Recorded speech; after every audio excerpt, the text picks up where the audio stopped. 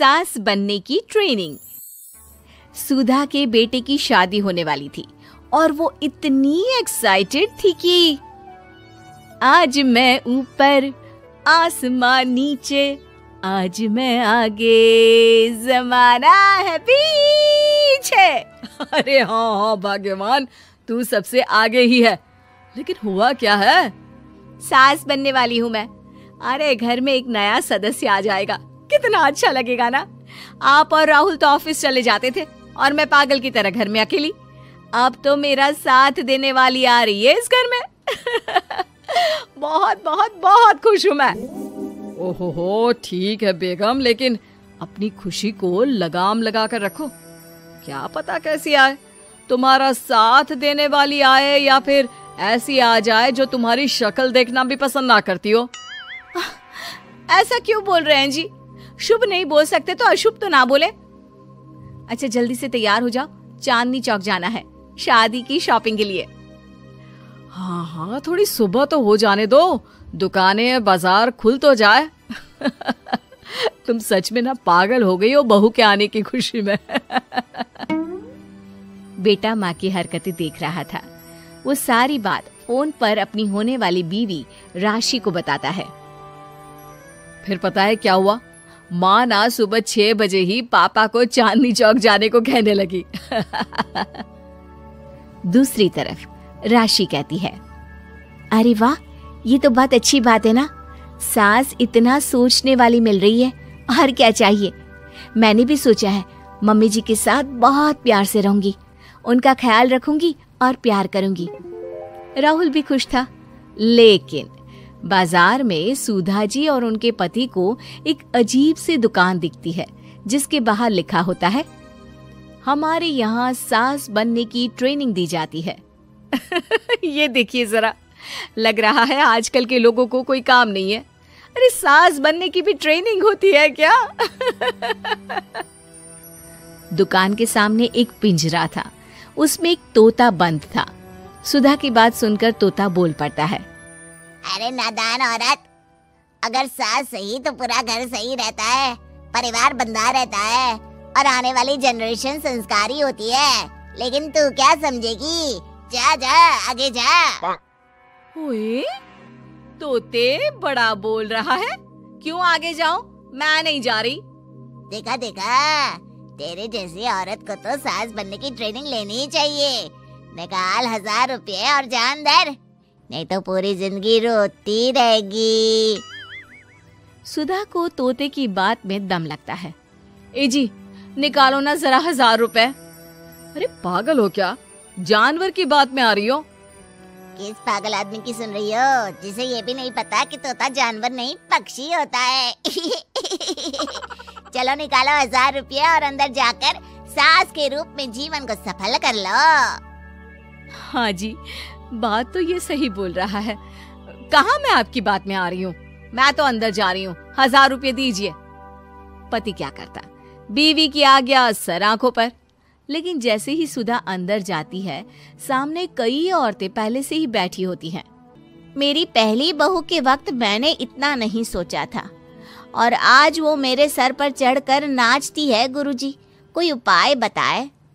तभी गुरु की नजर सुधा पर पड़ती है और वो आंखें बंद कर लेता है। तू पहले भी मेरी दुकान के सामने से होकर गई थी ना, तब क्यों नहीं आई?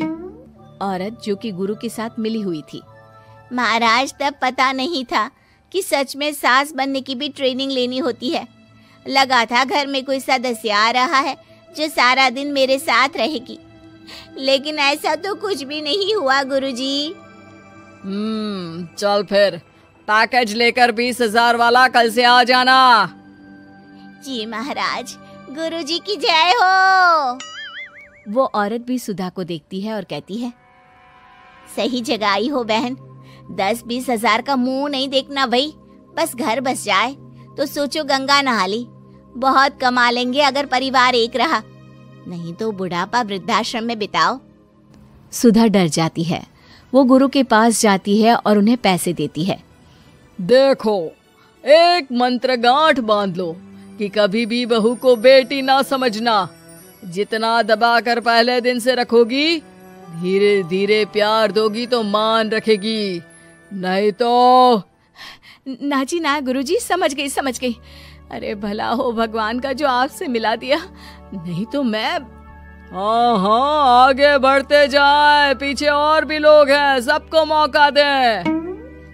सुधा घर आ जाती है। राशि शादी करके घर आती है तो दिमाग में सास की वही छवि होती है जो राहुल ने दिखाई थी। देखो राशि, मैंने काम वाली हटा दी है। वो क्या है ना, 2000 महीने लेती थी, यानी कि 24,000 साल का, और 5 साल में उसे जोड़ो तो 1,20,000 रुपए। माँ जी, और 10 साल जोड़े तो? तभी राहुल आ जाता है। अरे बस, इतना मत जोड़ो, फिलहाल भूख लगी है, कुछ खाने को दो। अरे पर बर्तन तो गंदे हैं ना, काम वाली तो आई नहीं, फिर बर्तन कौन धोएगा? अरे कौन धोएगा मतलब? तू धोएगी? मैं?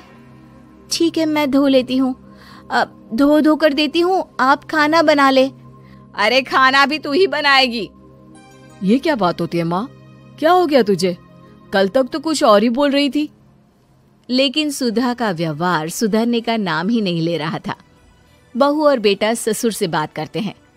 पिताजी, क्या हो गया है माँ जी को? वो क्यों ऐसे व्यवहार कर रही है जैसे मैं कोई नौकरानी हूँ? पिता क्या करता, बता देता है सारी कहानी कि कैसे सास का दिमाग एक गुरुजी ने खराब किया है। सास बनने की ट्रेनिंग? तो मामला ये है, वही मैं कहूँ, कहाँ तो माँ बहू का इंतजार ऐसे कर रही थी मानो साक्षात कोई देवी आने वाली है, लेकिन व्यवहार नौकरानी जैसा। देखिए, माँ बुरी नहीं है, बस किसी ने उनका दिमाग खराब कर दिया है। तो ऐसे में मेरे पास एक आइडिया है। बहू फुसुर फुसुर करके पति और ससुर से बात करती है। अगले दिन बहू सास के सामने कहती है, अच्छा मैं जा रही हूँ, मेरी क्लास है। ये बोलकर बहू निकल जाती है। ये कौन सी क्लास करने जा रही है? पढ़ाई तो खत्म हो गई थी इसकी। अरे माँ, दरअसल वो ये सोचकर आई थी कि तुम माँ जैसी होगी, लेकिन यहाँ तुम तो तुर्रम खां बन गई हो। तो वो किसी बहू बनने की ट्रेनिंग वाली क्लास में गई है। ये बोलकर बेटा बाप की ओर देखता है और आंख मार देता है। हाँ, वो तो तुम्हारी माँ ने भी सास बनने की ट्रेनिंग ली है बेटा। पहले का जमाना और था भाई, कि भोले मन से रिश्ते शुरू किए जाते थे। अब तो नई लड़की घर आते ही नौकरानी हटा देते हैं।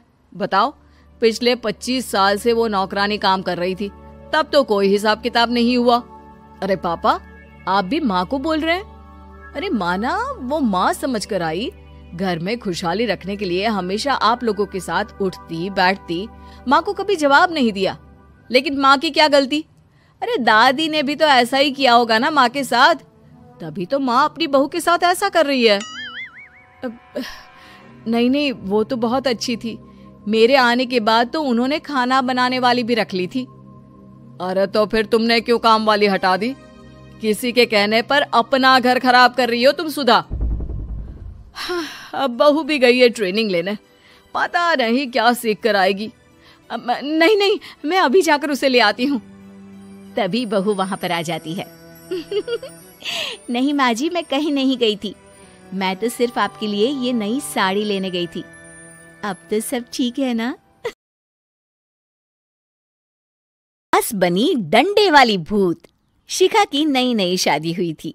उसका मायका और ससुराल दोनों कानपुर में ही थे, इसलिए उससे मिलने उसके भाई अक्सर आते जाते रहते थे। ये बात शिखा की सास मीना को बिल्कुल पसंद नहीं थी। मम्मी जी, आज राहुल भैया आ रहे हैं। कौन, तेरे चाचा का लड़का? जी मम्मी जी। अरे पर वो तो दिल्ली में रहता है ना? हाँ मम्मी जी, उन्हें कल सुबह दिल्ली के लिए निकलना है, तो वो आज मुझसे मिलते हुए कल सुबह यहीं से निकल जाएंगे। हमने तो धर्मशाला खोल रखी है ना। कुछ कहा क्या मम्मी जी? मैंने कहा हाँ, आने दे तेरे भैया को, जमकर खातिरदारी करेंगे। अब तो कुछ करना ही पड़ेगा, इससे पहले कि मेरा घर धर्मशाला बन जाए। ये कैसी बातें कर रही हो मीना? सच ही तो कह रही हूं। अभी इसकी शादी को साल भर भी नहीं हुआ और आए दिन इसके घर वाले आ धमकते हैं।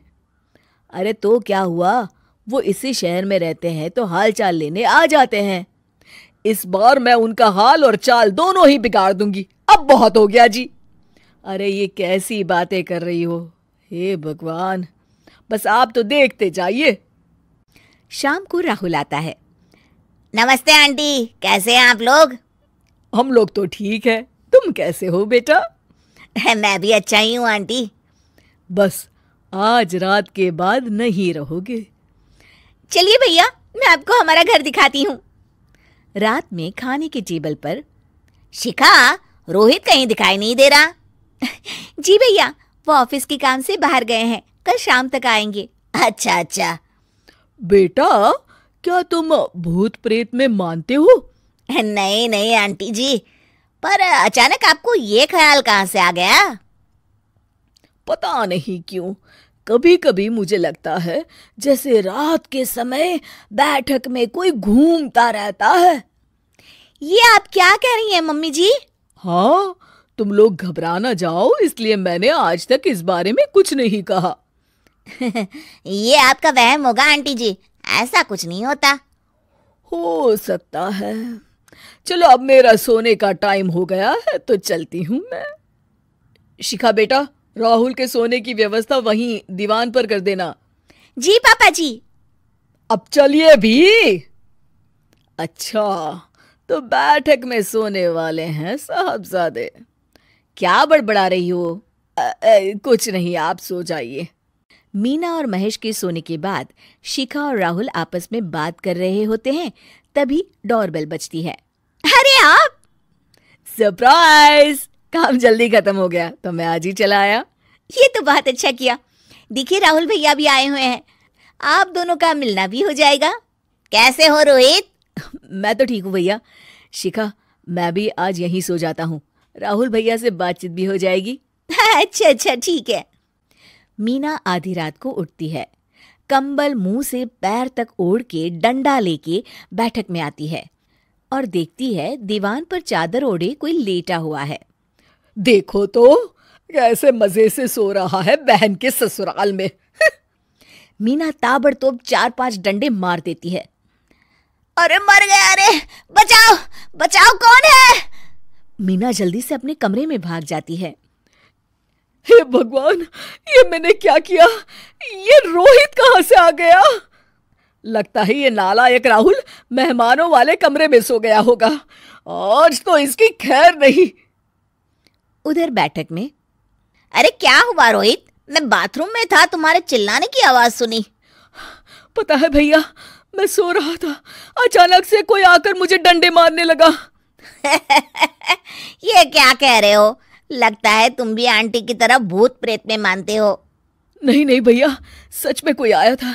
मैं तो जा रहा हूँ मेहमानों वाले कमरे में सोने के लिए। इस समय अपने रूम में जाऊंगा तो शिखा की नींद खराब हो जाएगी। ठीक है भाई, जाओ तुम, जहां तुम्हारा भूत डंडा लेके ना आ सके। थोड़ी देर बाद मीना कंबल ओढ़ के डंडा लेकर मेहमानों वाले कमरे में पहुंच जाती है। वो बिस्तर पर सोए रोहित को फिर डंडों से मारने लगती है। अरे मर गया! अरे मर गया! तू भूत प्रेत में नहीं मानता ना? ये ले, अब डंडे खा। हैं? ये तो माँ की आवाज है। रोहित कंबल खींच देता है। बेटा तू! अरे ये क्या कर रही हो माँ?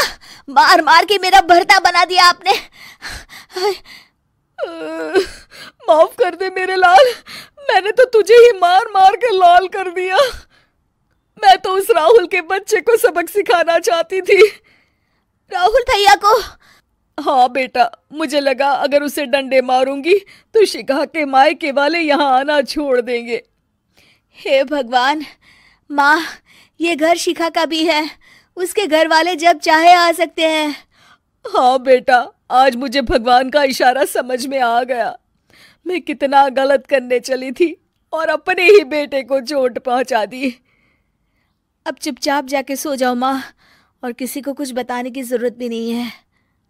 शिक्षा दूसरों का बुरा चाहने वालों के साथ भी बुरा ही होता है।